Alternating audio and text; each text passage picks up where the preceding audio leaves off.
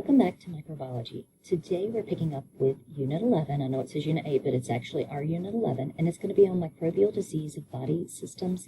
And first thing we're going to go over and discuss, we're going to talk about skin and wounds. So looking here, first we have to discuss the skin. So with the skin, you're going to see here that it's going to consist of two different layers. I know you see three up here, but we're going to discuss the main layers that you need. So you have your epidermis, which is going to be your up or top layer. Epi means upon, and dermis is going to be the skin, so this is upon the skin. So it's going to be your top layer. With that top layer, notice how you'll see specific structures. You're going to see some hair shafts coming out of here. You're going to see some pores and some ducts that are coming up from things like sweat glands, or they could be coming up from these over here, which are going to be your sudoriferous glands, or more commonly known as your oil glands. And so those are going to be things that you're going to find in that epidermis. Now with the epidermis, it's going to be a layer of thin, tightly packed cells that are going to be filled with keratin. Keratin is going to be a waterproof type protein. And so that's going to help you to keep the skin waterproof, keep you from losing a lot of water or moisture that's coming up from that dermis area. And it's going to help with protection. So it's continually going to be replaced. It's going to have a bottom layer that you see kind of doing the little outline through here. That bottom layer is called the stratum basal, and that's going to be a stem cell layer. So that's where the cells are going to constantly go through mitosis, and they're going to push up as they go through mitosis. So one will always stay at the bottom on the basal layer, and the other one is going to push up. So as it pushes up and pushes away from the bottom layer, that stratum basal, it is actually going to start to die out the further away it gets, mainly because the epidermis is going to be avascular. That means it does not have any type of blood vessels going to it. So it's not going to be able to be fed very easily. So if you come over here and you look at these structures here, these structures here are going to be your capillaries. These capillaries are going to come to the top portions of those epidermal ridges. So the wavy lines going through are going to be the epidermal ridges. And so it comes to the tops of those. These are your papilla that are creating those epidermal ridges. They have the, they're going to have the capillaries there. I went blank for a minute. Those capillaries are what's going to feed the epidermis, but notice they don't go into the epidermis. So the epidermis is going to be avascular. The dermis does have vessels, does have a blood supply. So as these cells are pushing away from that bottom stem cell layer, they're going to start to die out about midway through. As they die out, we're going to see the nucleus disappearing, the organelles disappearing, and we start to see more keratin coming in and forming until eventually once you get to the top portion or the top layers, those are simply going to be your dead cells that are going to get sloughed off throughout the day. Now these types of cells, since we said that they are flattened cells, they're going to be referred to as squamous cells. And since there's multiple layers, we're going to call it stratified squamous epithelium. Now, coming down into the actual dermis part. Dermis, of course, means skin, so naturally that's what you think of when you think of the skin, but actually you're probably thinking of the epidermis. So with the dermis, this is where all the stuff's going to be found. All the things that are going to be associated with the skin and with dermatology. So here with the dermis, it's going to consist of a tough layer of loosely packed cells. It's going to have protein and muscle fibers in it. It's going to have glands, blood vessels, nerve endings, and even hair follicles there. It's going to provide strength and resiliency. So looking at this picture, you're going to be able to go in. Any of these that are going to be attached to a hair shaft, all of these are going to be what's referred to as your sebaceous glands or your oil glands. And so those are going to be found, like I said, attached to a hair. You're going to have your hair follicles that are coming through here. The inner portion that's going to be towards the bottom is going to be that hair root. You're going to see the follicle is going to go on the outer portion of that, and so that's what you still have a follicle that's going to help to come up through that epidermis. And then once it just exits the epidermis, you're going to have what's called the hair shaft there. And so that's all the things you need to know with it. Attached to the hair, you're going to have a smooth muscle. The smooth muscle is referred to as an erector pili. This is the muscle that is going to contract and cause your hair to stand up on end when you get like goosebumps or cold chills. And so you cannot control it. It's controlled by your nervous system, and it will contract and make that hair stand up. It can happen if you're nervous or scared. It's done with other animals also to help build up their body, make them look bigger. It can help keep heat in, so if you're cold, you'll get those chill bumps or goosebumps, and it helps to keep that heat in and insulate you. Now, some functions of the skin altogether. It's going to prevent excessive water loss. It's going to regulate temperature. It's going to be involved in things like sensory perception, so you're going to be able to pick up on different senses. We'll see that with our nerve endings here, so you can have some free nerve endings, which will pick up on things like pain, hot, cold, rough, sharp. And then you'll have some deeper nerve endings, and these are going to be what are going to pick up on pressure, vibration, things like that. It's also going to be a barrier against microbes, and that's what we're going to focus on in this section. So being a barrier against microbes is going to be very important. You want to protect what's inside of the body from what's outside of the body. So as a protective layer, it's going to have cells throughout that are going to be called dendritic cells. These are going to phagocytize microbes and deliver microbial antigens to defensive lymphocytes. So lymphocytes are going to be a type of white blood cell. You're going to have sweat. Sweat's going to contain salt and other antimicrobial properties. So when you look here, you'll see some sweat glands, and you'll have two types. So often these sweat glands are referred to as sudoriferous glands. Now the ones that are going to be closer to the surface, let's say this one's a little bit higher, those are the ones that cool you off. Those are the eccrine sweat glands. The ones that are deeper are going to be the ones that usually don't activate until puberty, and those are the ones that kind of give you body odor or smells, usually found in genital areas, in the axillary region, underneath the arms, things like that. Those are going to give you that musty smell, or they often have lots of secretions in them that bacteria like. So that's where you get your body odor or your smell from. And so sweat, like we said, it's going to contain salt and other antimicrobial properties, whereas sebum is going to be an oily liquid secretion that's going to have antimicrobial properties as well. But some bacteria love them. These pressure receptors are going to pick up on pressure. Notice they are attached to your nerve endings, so they are part of the nerves there. We have lots of blood vessels that are going throughout. And then notice you have a third layer here. This third layer is referred to as the hypodermis. Now, the hypodermis technically is not considered to be part of the skin. The hypodermis is going to be made up of adipose tissue, and you'll see some nerve fibers and some blood vessels that are running through this area. Now, with skin and wounds for skin, wounds are going to be trauma to any tissue of the body. It's going to breach the mechanical barrier that's provided by the intact epidermis and the dermis, and it's going to allow microbes to infect the deeper tissues of the body. So it can go in through this area and actually infect those deeper tissues. Dirty wounds is going to be a platform for things like biofilm growth and bacteria to come in and to take over that tissue and start to use that tissue for food. Wound infections are going to overwhelm the body's defenses, and they can result in severe diseases. Right. So now that you know what the skin layers are and what's considered skin, we're going to talk about some of the normal microbiota of the skin. You have Malassezia. Malassezia is going to be a yeast that is going to like to digest sebum. And so here's an example that you're going to see in this picture. You see the yeast spores that are going to be in the area, they're the orangey yellow at the top beside it. Next one, we're going to have Staphylococcus. Staphylococcus is going to be a cocci-shaped bacteria, and with staph, remember, it's going to be in clusters. So if you have any type of staph infection, that means it's going to be clustered together. So you'll see those clusters here of those circular or cocci-shaped bacteria here in the blue picture beside of it. Next one, we have what's called a micrococcus. These cannot be completely removed through cleansing. They will still remain on the skin, and they could produce disease. They can penetrate the epidermis, or if the immune system is suppressed, they can actually come in and harm you and cause disease or infection. Folliculitis is going to be a common infection a lot of people have, usually at least once in their life. It's usually an infection of a hair follicle. That's where it gets its name, folic, or folliculitis. Some signs and symptoms. Like we said, it's infection of that hair follicle, and it appears to be more of a pimple that's going to be there. You could also have a stye. That's going to occur at the base of the eyelid. You have what's called a furnuncle. That can be a boil. That's going to spread the infection into surrounding tissues.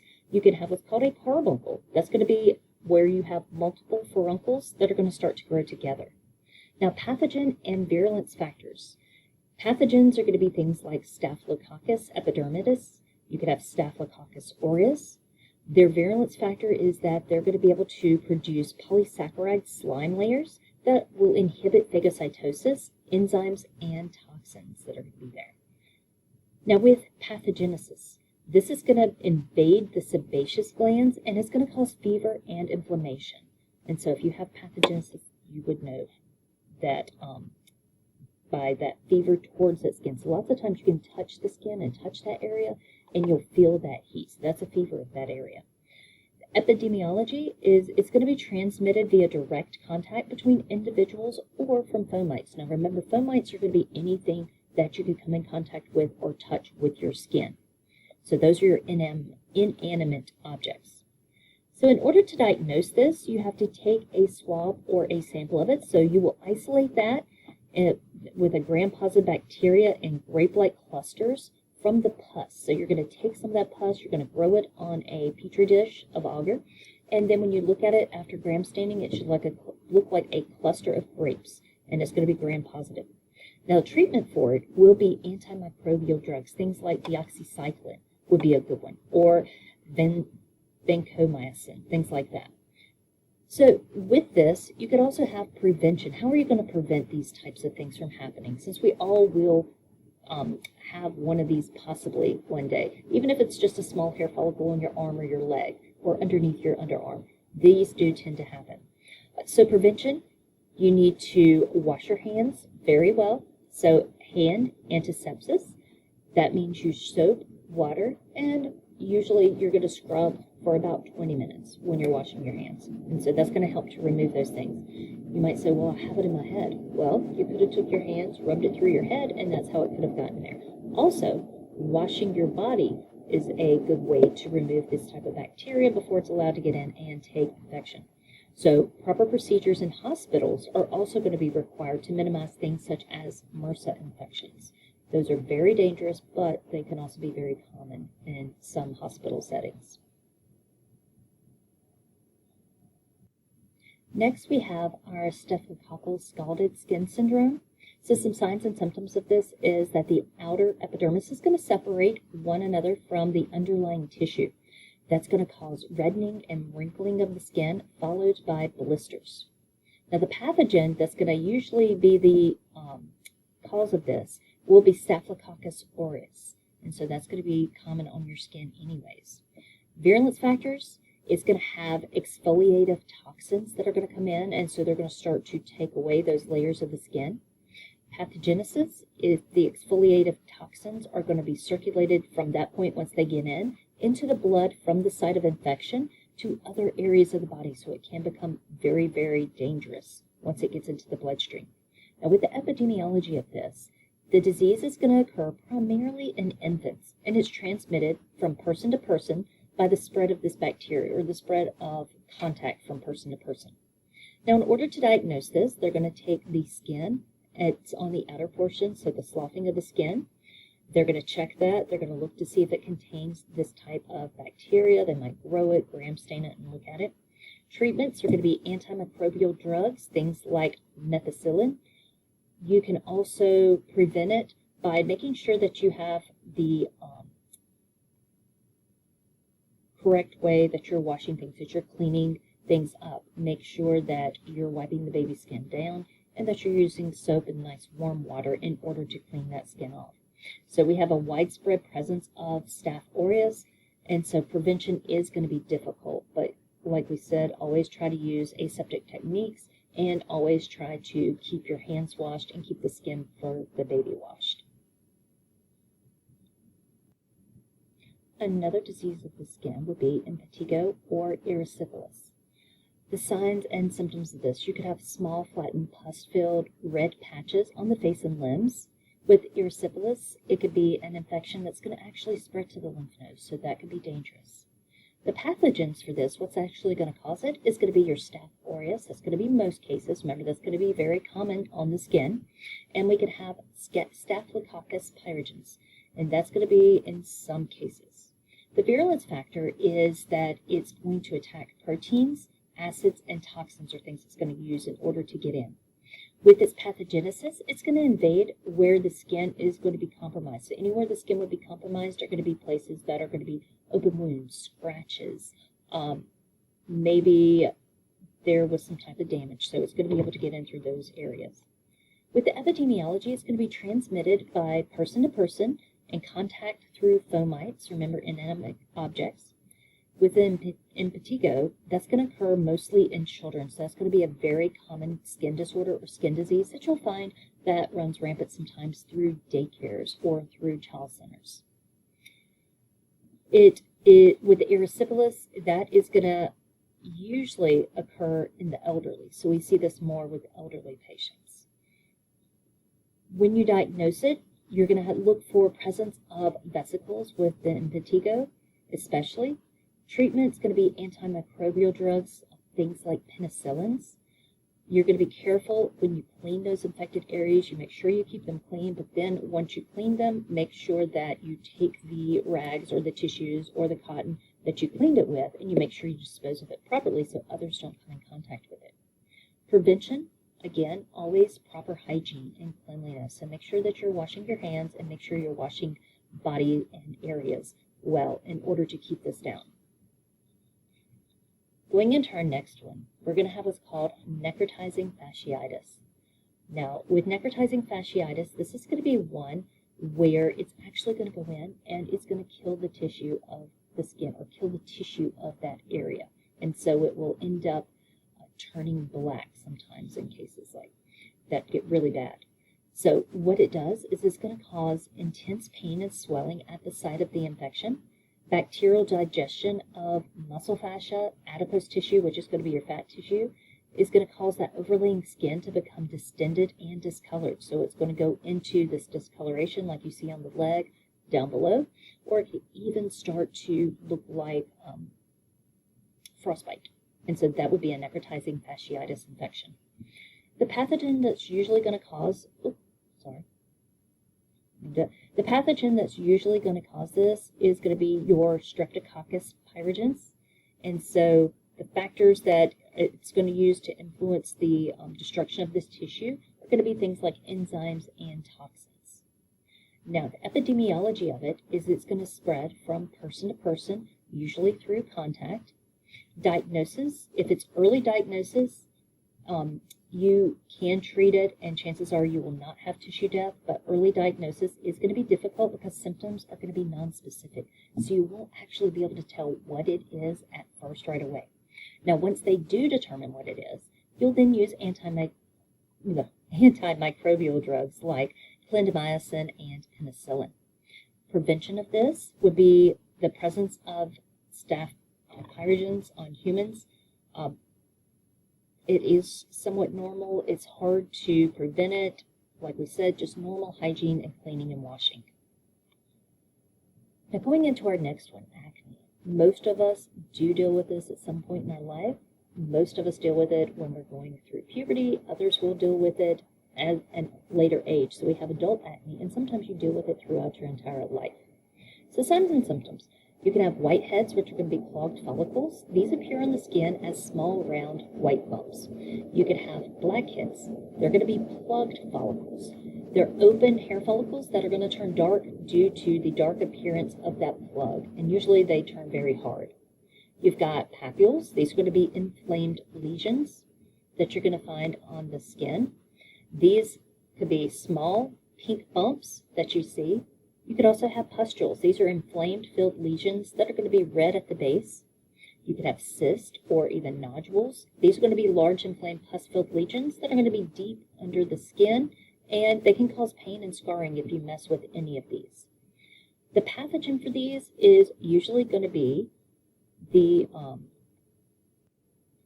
Propionibacteria bacteria. And so Propionibacterium acins is going to be what we usually find it. Virulence factors are not applicable here. With the pathogenesis, it usually occurs when this type of bacteria secretes chemicals that attract leukocytes. Leukocytes are your white blood cells. This is going to trigger inflammation as a result of excessive oil production. It's going to be triggered also by hormones and hypersecretion during adolescence, so when you go through puberty. The epidemiology is that it's going to begin in adolescence, but like I said, it can occur throughout your life, and you can even have adult onset acne. Diagnosis for this usually is just going to be a visual examination of the skin by the doctor or by the dermatologist. You would treat it using antimicrobial drugs, so like deoxycycline or benzoyl peroxide products. You could use Accutane, that's used to treat severe cases. You can use what's called a clear light system. That's going to be the use of blue light wavelengths to destroy bacteria. And I've had quite a few students who do research projects in science, and they have used different wavelengths of light to see how well it does destroy the bacteria that's going to be found on the skin. And with the research, in the end, their conclusions were that it did work fairly well. Prevention of this is going to be frequent cleansing of the skin to remove that bacteria. So good hygiene, like most of these. Next one, I think this one's always interesting because you hear people talk about it and it kind of has like a weird name, but cat scratch fever. With these, the signs and symptoms are, of course, going to be a fever, prolonged malaise, localized swelling in the area that was infected, usually by a scratch from a cat. The pathogen here is going to be Bartonella henselae, and so the virulence factors is it's going to use endotoxins. With the pathogenesis here, the bacterium is going to be introduced to the skin from cat bites or cat scratches, and the endotoxin is then going to be released when that cell dies. So it goes into the cell, it creates this endotoxin within the cell, and then it gets released into the surrounding tissues. With the diagnosis of this, you're going to do serological testing, so you're going to look at serums. To treat it, you're going to use antimicrobial drugs like azithromycin. In order to prevent this, you would try to avoid cat-inflicted wounds, and you would use adequate cleaning if you have a bite or a scratch to occur. Next, we have our Pseudomonas infections. So some signs and symptoms here are going to be fever, chills, and even going into shock. The pathogen here is going to be the Pseudomonas bacteria. The virulence factors is it could adhere, it uses toxins, and it's going to use enzymes. With its pathogenesis, the infection can occur when you have a burn, so with burn victims. Bacteria is going to grow under the surface of that burn area, and the bacteria then is going to kill cells. It's going to then destroy the tissue that's going to be around it, and it could actually trigger shock into that patient. Now, with diagnosis, it can be difficult. You have pyocenin discoloration, so you'll get a blue-green pigment, which is going to indicate a massive infection within that person. Now, treatment for this is going to be antimicrobial drugs. Usually they're going to be given as a combination due to resistance of bacteria. So things like polymyxin, that's going to be toxic to humans, and that is a last resort. That's one of those that goes in, and they're going to use it to treat a superbug or superbacteria, but with this one, it will be one that causes people to become very sick or ill when they take it. Prevention of this, infections typically don't occur in healthy individuals, so usually it's going to be an opportunistic pathogen, and so you just want to make sure if you do have a lowered immune system that you are actually making sure that you keep everything clean. So just general hygiene for this one again. Next, we're going into one that a lot of people probably have come in contact with or heard about, and that's going to be your Rocky Mountain spotted fever. So with Rocky Mountain spotted fever, some of the signs and symptoms is it's going to be usually from a bite, and so that's usually a tick bite, things like that. It's going to create a non-itchy spotted rash on the trunk or appendages of the body. It's going to be caused by the rickettsia, and so it is pronounced twice. Its virulence is it's going to use enzymes in order to make you sick. So pathogenesis, it's going to cause damage to blood vessels, which are going to cause the blood to escape from those vessels. That's going to result in low blood pressure and insufficient oxygen and nutrient delivery to the tissues around the body. Now, epidemiology is going to be transmitted via the bite of an infected tick. With this, in order to diagnosis, they're going to do a serological testing, so they will take blood and they'll test the serum from that blood. Once they determine that you do have Rocky Mountain spotted fever, they will then use antimicrobial drugs. So you can use simple antibiotics such as deoxycycline or tetracycline for this. In order to prevent it, use tick repellents, avoid tick-infested areas, and once you get in, let's say from the woods or from a field that may have had like high grass or just from outside in general, go ahead and check yourself over to make sure that you don't have any ticks on you. Next one is cutaneous anthrax. Signs and symptoms of these. You're going to have itchy, painless sores that are going to be surrounded by swelling similar to that of an insect bite. They could be sore, may blister, and even may create a black ulcer like you see in this picture down below on your right-hand corner. The pathogen here is going to be Bacillus anthracis, and so with that, it doesn't really have any virulence factors that we know of right now. The pathogenesis is that bacterium is going to enter the wound in the skin and produce a solid skin nodule that's going to spread to form a painless, swollen black ulcer. With the epidemiology of this, it's going to have direct contact with another person that has this on them, or may have a sore like that, and it's going to get on you, and that's how it's going to start to develop. So person-to-person contact, or you could get it from infected animals that may have it on their fur, or they may have a sore or a nodule on them that maybe you didn't see, but then that bacteria gets on you. So treatment with this would be your antimicrobial drugs, things like ciprofloxacin, penicillin, deoxycycline, and erythromycin.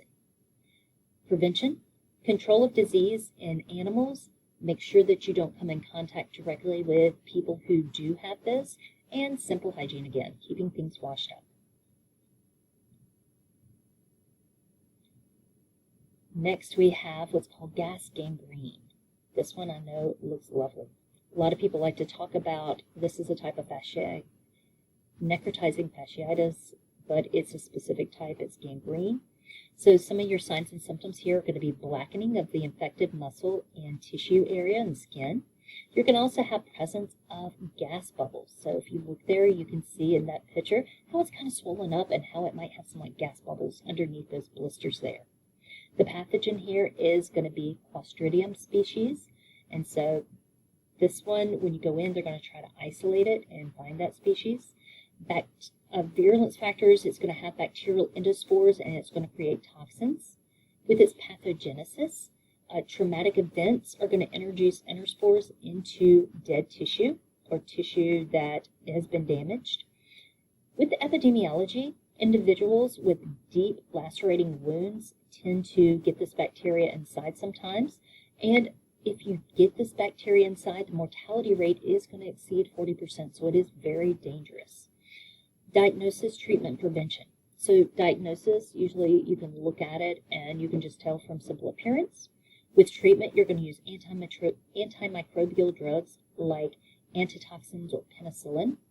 And even if you have the dead tissue that has started to move up a wound, for example, let's say your fingers through here or have turned black, well, they would go in and they would amputate, but they would have to go way below where that tissue was infected in order to make sure they got all of it. So if it's just black through here, you might see that it might still be red going down through here. Wherever it's red, that is infected already. So you would have to go way below that in order to take that tissue off to make sure that it didn't spread throughout the body. So you could have surgical removal or amputation of a certain area. Prevention is proper cleaning of wounds. So try to clean those wounds well to make sure that this bacteria does not get in. Here we have the pox virus disease. So some signs and symptoms here are going to be lesions that progress through stages. You'll end up with fever, malaise, delirium, head and body aches, kind of feel like you've had the flu, and so very painful aches. Sometimes it even almost feels like arthritic aches. The pathogen that's going to cause this is arthropox virus. This virulence factor is going to be things like adhesion molecules, enzymes, and proteins, so that's how it's going to get in and take over. The pathogenesis is inhalation of virus and direct contact with these pox or with these pustules. So epidemiology, you can have different types. You can have smallpox. That's going to be low to high mortality rates that used to be very common several hundred years ago. We have monkeypox, which we've heard about a lot lately. That's going to increase in cases, like we said, over the past decade. We have the variola virus, which is still going to be maintained in laboratories for research, but we do not see that now. It's pretty much been eradicated in the populations. So diagnosis, treatment, and preventions. With diagnosis, you just look at the appearance of the pox and you look at each distinctive appearance in order to categorize it. Treatment's going to be immediate vaccination. This was discontinued in the 1980s, but we do go in and we will vaccinate against certain types of pox now. Prevention of this, vaccination. So we don't really have a lot of these cases going around unless somebody has not been vaccinated. So pretty much, like I said, it was discontinued. It went away in the 80s because we were able to go and we learned about vaccines and were able to vaccinate against them. And it became a common vaccine that we use now. Next, we have herpes. Herpes is one that you've probably heard of. It's going to be very common. Some signs and symptoms, it's going to be slow spreading, painful, itchy skin lesions. Reoccurrence of lesions is going to be very common. So you can see like the cold sores that you see in this bottom picture here. The pathogen is going to be the human herpes virus 1 and 2. Virulence factors, it's going to use proteins in order to infect. Pathogenesis, it's going to enter the body through broken mucous membranes. It could also enter in and create painful lesions that are going to be caused by inflammation from death of cells that are going to be around that area. After a primary infection comes in, it's going to remain latent in the sensory nerves and can become activated at any time. So especially if your immune system's down, if you're stressed, if you're worried, these things tend to reactivate. Epidemiology, it's going to be spread between mucous membranes of mouth and genitals. It could be life-threatening to newborns. So lots of times once they've been born, you'll see that they'll take antimicrobial creams and they'll wipe them across the eyes of the baby. That will prevent them from going blind if they are exposed to the herpes virus that their parent may have. Herpes infections in adults are not going to be life-threatening. They will be just uncomfortable, inconvenient, and can look bad, so non-aesthetically pleasing. But it's not something that you really want to have. Diagnosis, treatment, prevention. So with diagnosis, we have the presence of the characteristic lesions, and we have an immunoassay. With the treatment of this, you're going to use chemotherapeutic drugs sometimes to treat it, or you can use some different antiviral medications because it is a virus. Unfortunately, you can treat it, but you can't cure it, so it is incurable. Prevention of this will be sexual abstinence, mutual monogamy. You can use latex gloves when you are touching things or if you think somebody may have herpes, or cesarean section and not a natural birth if you know the mother is carrying the herpes virus. That would help. Next, going into one that people think is gross. This is going to be warts. So signs and symptoms is that they are going to be benign, painless, mostly harmless. Sometimes they could be itchy, but these are basically just epithelial growths of the skin. They're found on body surfaces and even in mucous membranes. So, pathogen and virulence factors. The pathogen is going to be the papillomavirus. So the human papillomavirus for us, mostly you hear about that being HPV.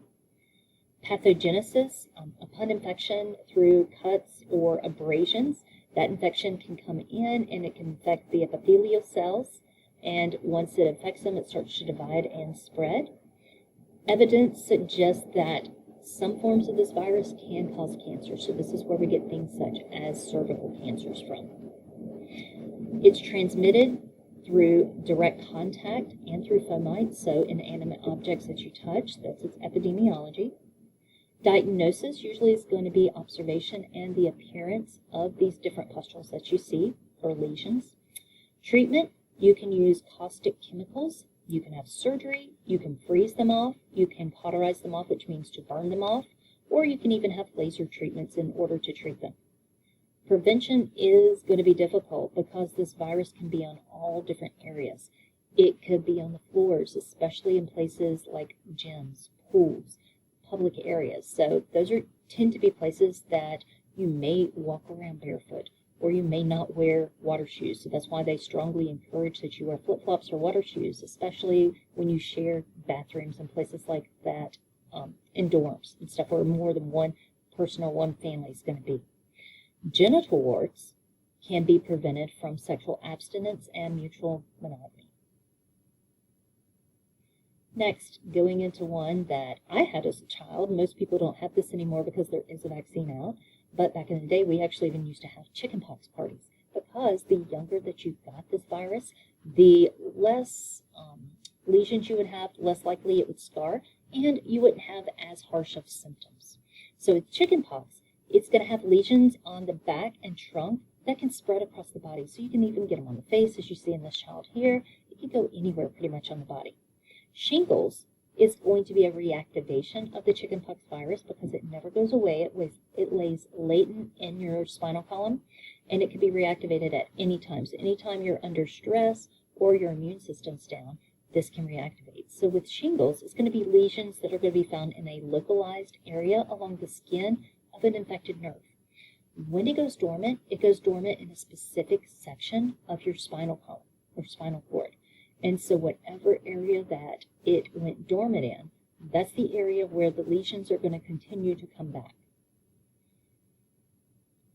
So the pathogen for this is going to be varicella zoster virus, or VZV. Virulence factors, there aren't any really. With the pathogenesis, the infection is going to occur within the mucous membranes of respiratory tracts. Infected dermal cells can cause rash and characteristic signs that you see here of the chickenpox. With shingles, you're going to have to worry about this one because that's going to increase with age. So the chickenpox mostly is going to occur in children. If you get it as an adult, 18 and up, it is going to be severe. Usually it lasts 2 to 3 weeks. You end up feeling like you have really bad arthritis or like you have the flu for that long because your joints will ache really bad. You'll have a high fever, and there's a higher chance that it will scar wherever your lesions are. Shingles is going to increase, like we said, with age. Usually you're more susceptible to getting shingles as you get older. The diagnosis, we just look at the characteristic lesions. With chickenpox, if you're going to treat that, you just basically treat the relief of symptoms. Lots of times like oatmeal baths, things that keep you from itching, Tylenol and acetaminophen, things like that, antihistamines for the itching, bring the fever down. Shingles, you're going to have management of symptoms. You need lots of rest. That usually the virus lasts from 6 to 8 weeks, but can last longer. And you can have things like acyclovir, which is going to provide relief from the painful rash. That's a medication you could use. Prevention of these is going to be difficult to prevent exposure, but we do have vaccinations now that are available that you can take. Next one, we have what's going to be referred to as rubella. So this is going to be part of a vaccine that you can have called the measles, mumps, and rubella vaccine. Some of the signs and symptoms here are going to be a mild rash and pink to red spots from that rash that you look for. You'll have swelling lymph nodes usually, so the doctor will go in. Usually they'll feel like around your neck, and they'll fill in the different areas underneath your arms where your lymph nodes are to see if they're swollen. Now the pathogen for this is going to be the rubivirus. Virulence factors, it does not have any. For the pathogenesis here, it's going to infect cells of the upper respiratory system. With these cells, they're going to then spread to the lymph nodes and into the blood. Epidemiology is that the diagnosis or the spread of it's going to be through respiratory secretion. So when somebody coughs, if somebody sneezes, that gets into the air, and then it's going to be breathed in by the human. So it only infects humans. Now, to make a diagnosis of this, it's going to be made by observation of the rash that the person has. And they can also go in and take blood and do a serological testing there. Treatment, there's none available at this time, but with prevention, there is a vaccine out there that they do strongly suggest that you take. Now, going into the measles. With measles, this is part of that MMR virus as well. You're going to end up with a fever, sore throat, headache, dry cough, conjunctivitis, lesions, which are often referred to as Koplik spots. These are going to be red, raised lesions that are going to be found on the body. The pathogen that causes this is the morbillivirus. Virulence factors are going to be that they can adhere and fuse using proteins within the cells of the body. Pathogenesis, it's going to infect the respiratory tract cells and spread to the lymph nodes and then even into the blood. But remember, it is highly contagious, but it spreads through respiratory drops of humans and it only infects humans. Now, with this, the treatment, there's none right now that can prevent you from getting this, or we can prevent you from getting this, sorry. You can take the vaccine to prevent from getting this, but once you get this, there's no real treatment other than to treat the symptoms of it. Next one, we have what's called superficial mycoses. So with this, you're going to have things called Epidermis, which is going to be irregular nodules in the hair shaft. You can have Epidermis versicolor, and that's going to be if it's in the hypo or hyper pigmented patches of scaly skin, so it could either not have a lot of color or it could have too much color. And so you can look here at this picture and see where we have hyperpigmented patches that are going to be on the skin here of this person. You also have what's called Malacia fur, which is going to cause the Epidermis. Virulence factors, there aren't really any. With the pathogenesis, the fungi is going to produce keratinase. That keratinase is going to dissolve the keratin within the skin. Epidemiology, it is going to be transmitted through shared hairbrushes and combs and things like that. So, like many other things, they say do not share these products. Diagnosis, you would look with the Epidermis, you're going to look at the appearance. With the Epidermis, you're going to look for green color underneath a UV light. That's going to help you to diagnose these. If it's treatment, if it is the Epidermis, it's going to be shaving of the hair or antifungal agents. You could even take oral antifungal agents if you need to. With the Epidermis, it's going to be a topical or oral drug that you take. Now, in order to prevent this, do not use other people's hairbrushes or other people's combs. Next, we have cutaneous mycosis. And I meant to say mycosis is going to be a fungal infection of the skin. I forgot to say that when we first started talking about it with the last slide. So with cutaneous mitosis, this is going to be red raised lesions on places like the toes, the feet, the groin, the buttocks, and the other skin surfaces throughout the body. The pathogen here could be trichophyton, microsporum, or endomycophyton flaccosum.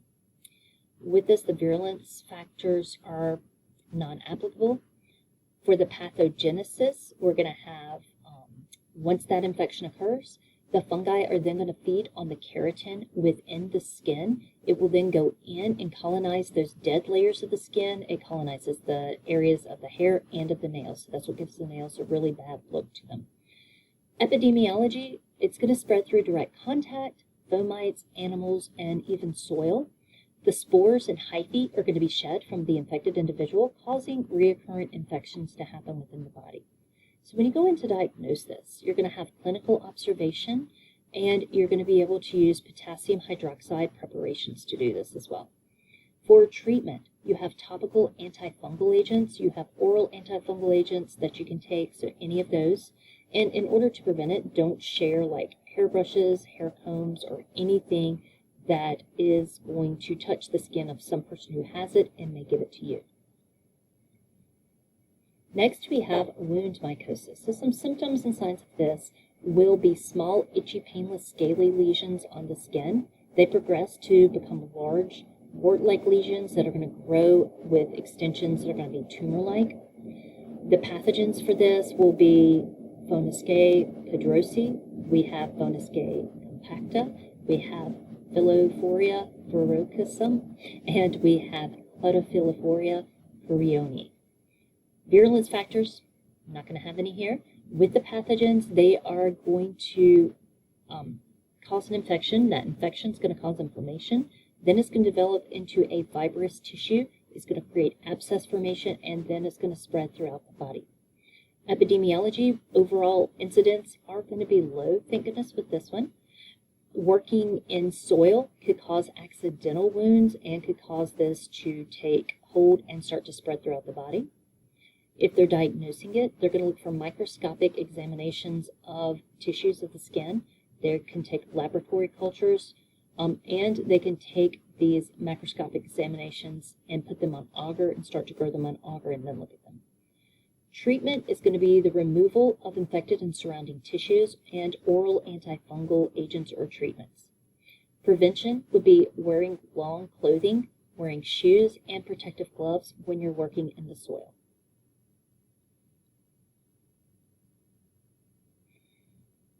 Now, another wound mycosis that we're going to look here. Signs and symptoms of this one are you're going to have ulcerated cutaneous nodules within the skin, and they're going to be found in upper and nasal paranasal masses. So the different pathogens here are going to be what's called alternaria. We have exophilia, we have Wagelia, and we have the Cladophila florea. With this, the pathogenesis, it is going to be acquired when spores are going to enter through wounds, and it's going to affect the skin and underlying tissues of these nasal passages of the brain and of the sinuses. Overall incidence is going to be low, so epidemiology is that you're not going to see this a lot. It is going to be seen, though, for those, again, who are working in soil that could cause accidental wounds. So when you diagnose this, you're going to have a microscopic examination, laboratory cultures, microscopic examination that could even be on agar, so you can grow it on agar. You're going to treat it with antifungal medications, and to prevent it, again, you're going to wear long clothing, you're going to wear shoes, and you're going to wear protective gloves when working in the soil. Next, we have wound mycoses. With these, you're going to have the mycotomas. These are going to be small, hard, subsurface nodules that are going to grow slowly, and as they worsen, they do start to spread. It does cause local swelling, and it will cause pus-filled lesions in these areas that are going to have this fungus on them.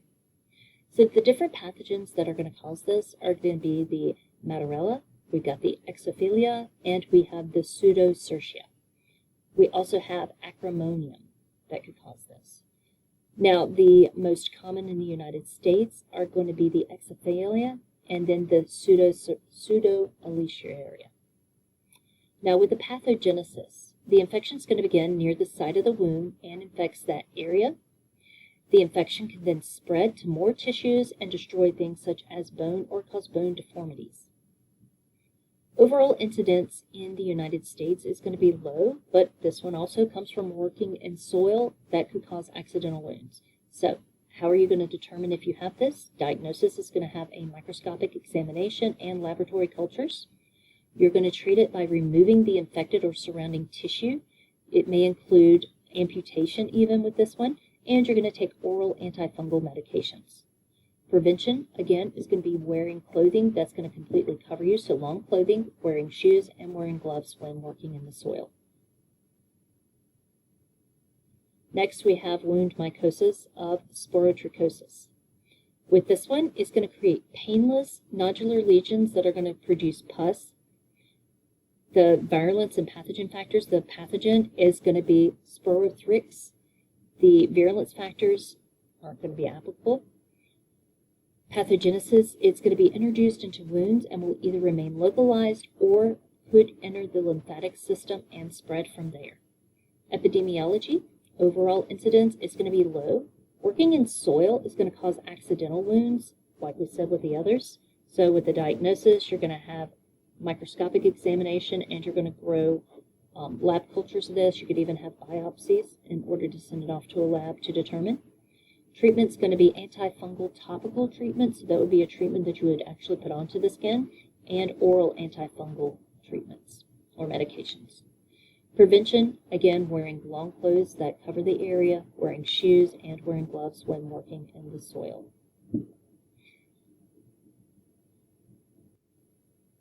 And the last infection we're going to cover for today with the skin infections is going to be leishmaniasis. This is going to be a parasitic infection of the skin.